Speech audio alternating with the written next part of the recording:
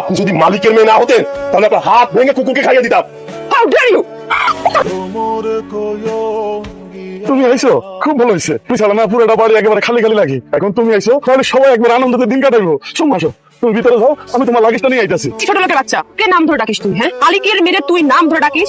তুই তো কম বেয়াদব না? আমনি, আমার ভুল হয়ে গেছে, আমার মাফ করে দিয়েন। আসেন মা, আসেন ভিতরে আসেন। আমি সিমি, আমি মাটিতে পা রেখে বাড়িতে যাব।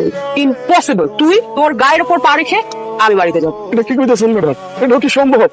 সম্ভব না হলে চাকরি হারাবি। কাকে মরবি তুই? এবার ভেবে দেখ তুই কি করবি। ঠিক আছে মা, আসেন। আপনি যদি মালিকের মেয়ে না হতেন তাহলে আপনার হাত ভেঙে কুকুরকে খাইয়ে দিতাম।